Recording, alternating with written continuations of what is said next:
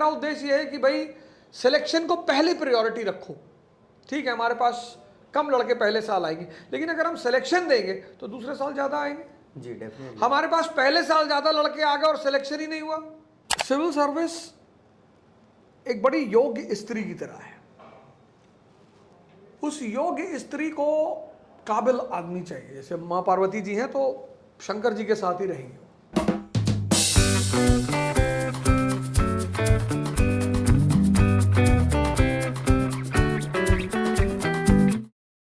Hello everyone, welcome to student. तो friends, अभी हमारे साथ हैं अभद ओझा सर, जिनको आप सभी तो जानते ही होंगे। सर बहुत ही पॉपुलर हैं स्टूडेंट्स के बीच में।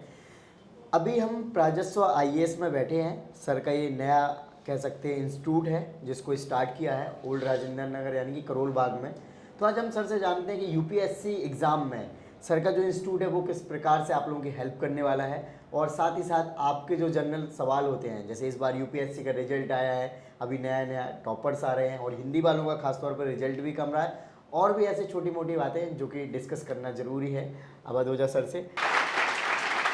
4 दिन लगातार रील्स देखे जा रहे, ये देखे जा रहे। फिर मैंने एक डिसीजन लिया। मतलब मुझे याद है कि यार ये ऐसे कुछ काम था, कुछ चीजें उलझी पड़ी हुई थी। तो कोई बात नहीं, अगर चीजें उलझी है तो इसका मतलब ये थोड़ी टाइम वेस्ट किया जाएगा। उतनी देर दौड़ा जा सकता है, पढ़ा जा सकता है। लाइब्रेरी में पढ़ने का मन नहीं कर रहा, यहाँ से आगरा पैदल चले गए।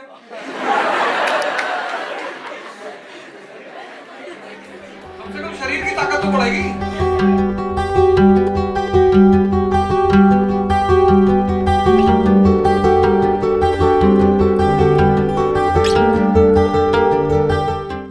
सर सबसे पहले स्वागत है आपका हमारे चैनल पे। सर अभी रिजल्ट आया है, तो आप किस तरीके से देखते हैं रिजल्ट को इस बार के? और इस बार देखा गया कि हिंदी वालों का रिजल्ट उस तरीके से नहीं रहा, और दूसरा चीज़ की पैटर्न भी इस बार जो प्रीलिम्स हुआ था काफ़ी चेंज देखा गया, और कई लोगों ने बोला कि बहुत हार्ड पेपर था और जिसको सॉल्व करना काफ़ी मुश्किल था। चक्कर ये है कि जहाँ तक ये रहा कि रिजल्ट कैसा रहा, सिविल सर्विस एक बड़ी योग्य स्त्री की तरह है। उस योग्य स्त्री को काबिल आदमी चाहिए। जैसे माँ पार्वती जी हैं तो शंकर जी के साथ ही रहेंगे।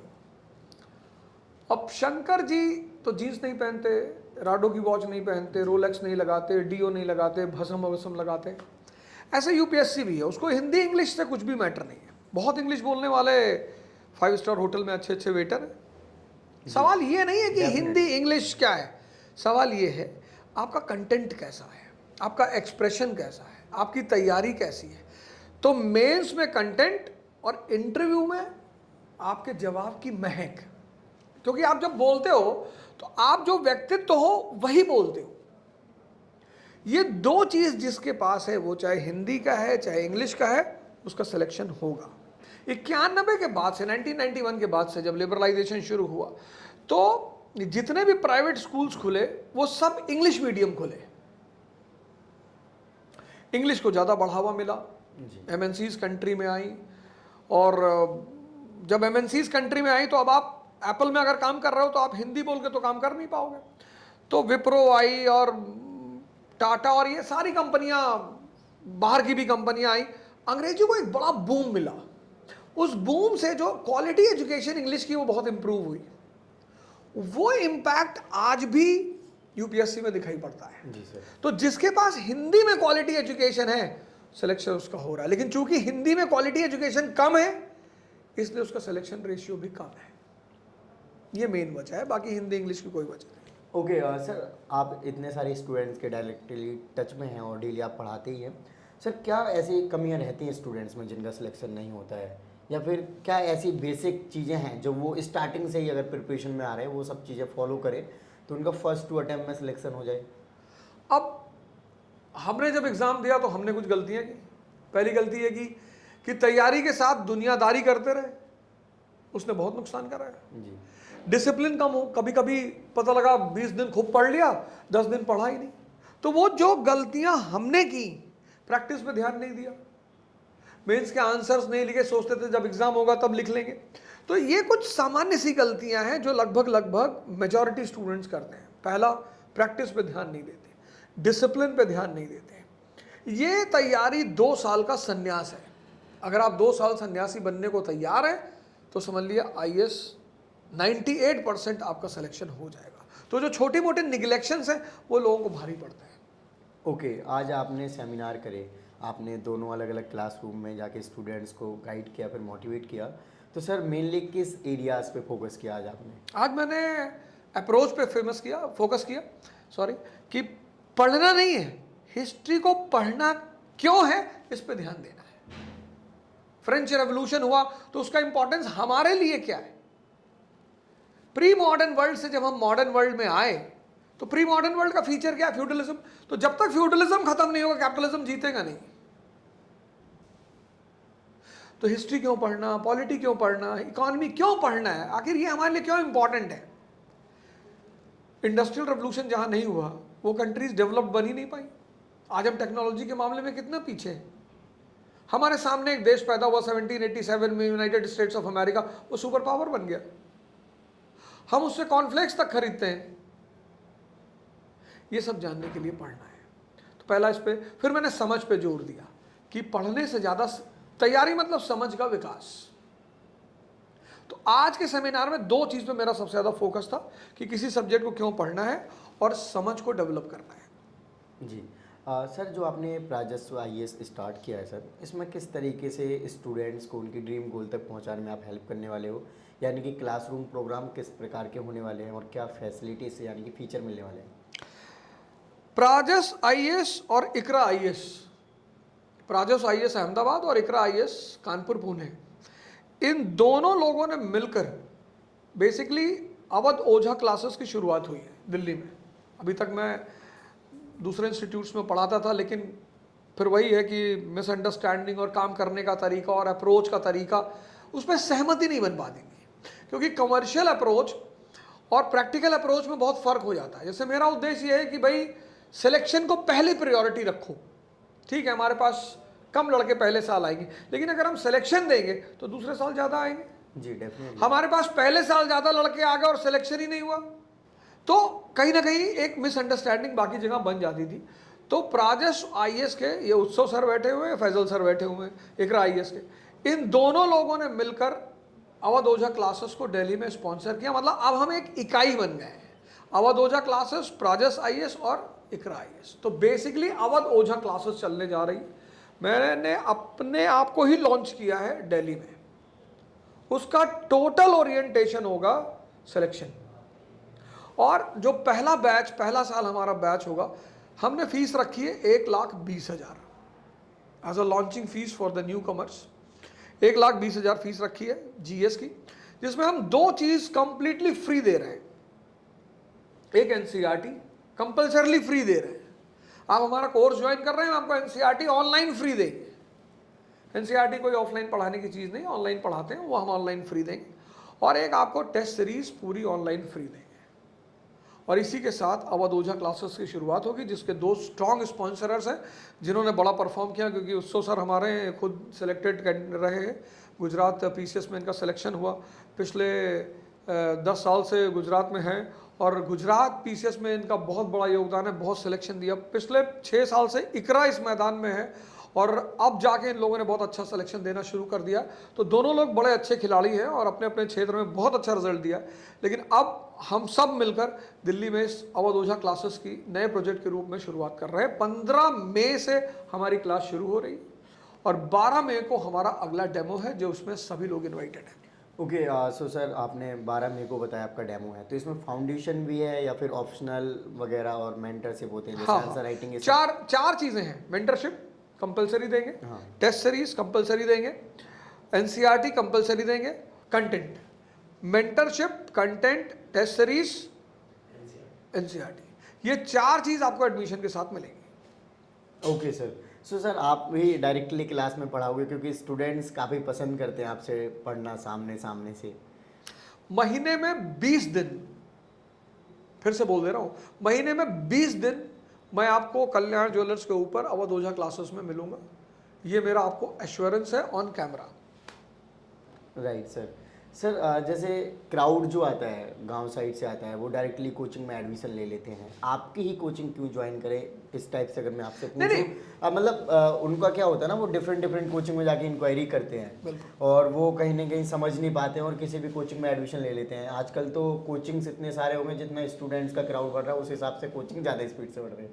हाँ, नहीं, अवध ओझा क्लासेस में अगर वो एडमिशन ले रहे हैं दिल्ली में, तो मेरी गारंटी है उनके साथ अगर कोई भी दिक्कत होती है तो, जैसे उन्होंने कहा साहब ज्योग्राफी की क्लास पढ़ ली, कुछ समझ में नहीं आया, वो मेरी गारंटी है, मैं फिर से पढ़वाऊंगा उनको। अगर उन्होंने कहा कि साहब वो मेंटरशिप तो प्रोग्राम ज्वाइन ही नहीं हो ही नहीं पा रहा है, मैं बड़ा स्ट्रेस में था, कोई मुझे हेल्प के लिए नहीं था, वो सारी रिस्पॉन्सिबिलिटी मेरी रहेगी। मतलब वो मेरे लिए एडमिशन ले रहे, मेरे नाम पर ले रहे और मेरे इंस्टीट्यूट में ले रहे। जी सर। और जनरली सर 2-3 घंटे का डेली बैच होता है, तो आपका उसी तरीके से रहने वाला एक क्लास मेरी रेगुलर होगी, 2 भी हो सकती है, ऐसी बात नहीं है, जैसे जैसे बैच की संख्या बढ़ेगी, लेकिन मेरी एक क्लास रेगुलर होगी और 20 दिन महीने में मैं इंस्टीट्यूट में मिलूंगा। ओके, सो अगला सेमिनार सर कब बताया था आपने? एक बार 12 मई 12 मई को, जो कि फ्री अटेंड कर सकते हैं स्टूडेंट्स, राइट सर? और इनका जो चैनल है स्टूडेंटो, जी। बहुत अच्छा चैनल है, मतलब एक मैं बोल लेता हूँ Thank you, sir. क्योंकि स्टूडेंटो चैनल बहुत अच्छा, मैंने उसको देखा और इतना इन्फॉर्मेटिव चैनल ये लोग बनाते हैं, जानकारियाँ देते हैं और अनबायस्ड होके देते हैं। मैं तो ऐसा तो नहीं हमने पहले तय किया था, मैं अपनी तरफ से बोल रहा हाँ, हूँ। जी। तो इनका चैनल बहुत अच्छा है और ये यार कंटिन्यू रखो, हाँ, क्योंकि जब अनबायस्ड होगे, तुम इन्फॉर्मेशन दोगे, लोगों से कनेक्ट करोगे, तो लोग ऑब्वियसली तुम्हारे चैनल पर आएंगे। जी। और अगला हम एक शो करेंगे इंडिपेंडेंट सिविल सर्विस पे, स्टूडेंटो चैनल पे, जी बिल्कुल सर। 15-20 मई के बाद जब मैं यहाँ रहूँगा तो हम एक शो स्पेशली करेंगे। Okay, thank you sir, thank you so much.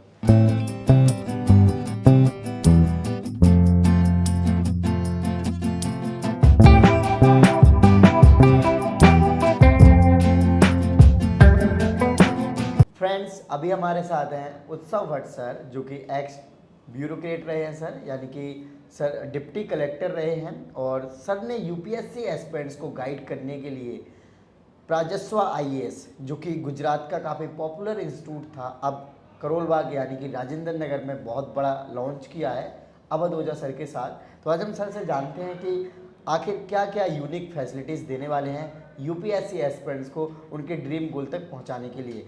Sir सबसे पहले आप अपने बारे में थोड़ा सा बताइए, क्योंकि आप एक्स सिविल सर्वेंट भी रहे। दोस्तों, मैं 2010 में आप ही की तरह एक स्टूडेंट बनके यूपीएससी की प्रिपरेशन स्टार्ट किया था मैंने। उसके बाद मैंने 2014, 2015 और 2016 में 3 लगातार यूपीएससी के इंटरव्यू दिए थे।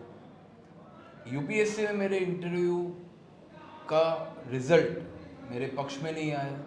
उसके बाद जो मेन होता है कि जो स्टेट पीसीएस है वो as a UPSC aspirant second option रहता है। जी बिल्कुल।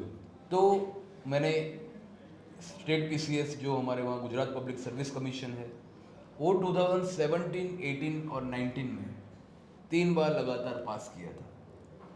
उसके बाद 5 साल में गवर्नमेंट में भी रहा, गवर्नमेंट ऑफ गुजरात में, और सिविल सर्विसेज में उनमें भी मैंने बहुत अच्छा कंट्रीब्यूशन किया था। पर मुझे यूपीएससी के टाइम से ही पढ़ाना बहुत अच्छा लगता था, तो उस वजह से गुजरात के गांधीनगर और अहमदाबाद दोनों में भी इंस्टीट्यूट स्टार्ट करवाए थे, और as a friend, philosopher and guide and mentor मैं वहाँ यूपीएससी की प्रिपरेशन करवा रहा था। परंतु यूपीएससी के फील्ड में जो सबसे मेन प्लेस है दिल्ली, तो इसीलिए प्राजस्व आईएएस इस साल से दिल्ली में स्टार्ट कर दिया है, जिसमें अवध ओझा सर भी हमारे साथ जुड़ रहे हैं। तो वो भी हमारे लिए बहुत अच्छी बात है, स्टूडेंट्स को भी उनका बहुत बेनिफिट मिलेगा। ओके सर, ऐसी क्या यूनिक फैसिलिटीज़ देने वाले हो आप स्टूडेंट्स को? किस तरीके से उनको उनके ड्रीम गोल तक पहुंचाने वाले हो सर? स्टूडेंट्स से उनको जो आज सबसे ज़्यादा ज़रूरी है मेंटरशिप। मैं खुद स्टूडेंट रहा हुआ हूँ, तो मेंटर बन के उनको पास कराने की जर्नी में जो उनके हर्डल्स आते हैं, उनको पहले से दूर करने के लिए हम जैसे कि प्रीलिम्स है तो प्रीलिम्स में एक ज़बरदस्त स्टडी करवाने के बाद उसमें भी मॉक टेस्ट वगैरह पे उनको ध्यान देंगे, और मॉक टेस्ट है उसके बाद उनका कैसे रिजल्ट आए उसके लिए मेंटरशिप के लिए प्लान करेंगे। मेंस मेरी खुद एक्सपर्टाइज रही हुई है, तो मेंस में भी कैसे आंसर राइटिंग करते हैं, कैसे उसका एनालिसिस होता है, और कैसे उसको और कोई स्टूडेंट है वो रिफाइन कर सकते हैं। प्लस इंटरव्यू, तो इंटरव्यू भी जो यहाँ पे सिविल सर्वेंट्स, जो एक्स सिविल सर्वेंट्स है, उनको पहले से ही पर्सनालिटी डेवलपमेंट प्रोग्राम स्टार्ट करके उसका रिजल्ट जो हमारा गुजरात में भी institute mouth to mouth publicity से चलता है, तो एक ही चीज़ जो हमें आगे बढ़ाने में स्टूडेंट को हेल्पफुल रहेगी वो होगा हमारा रिजल्ट। जी बिल्कुल। स्टूडेंट को जैसे कि हम ये भी ट्राई कर रहे हैं कि स्टूडेंट है वो जब तक पास ना हो तब तक हमारे साथ जुड़ा रहे। उसके लिए वो एक बार कोर्स कंप्लीट करने के बाद दूसरी बार वो ऑनलाइन हम फैसिलिटी देने की सोच रहे हैं। प्लस वो कभी भी एक सर के साथ ये भी हमारी बात हुई कि कॉल सेंटर टाइप कि ओल्ड स्टूडेंट है वो कॉल करे तो उनको भी अपना यहाँ से अच्छा रिस्पॉन्स मिल पाए, ये भी हमारा एक ऑब्जेक्टिव रहेगा। Okay great sir. Yes.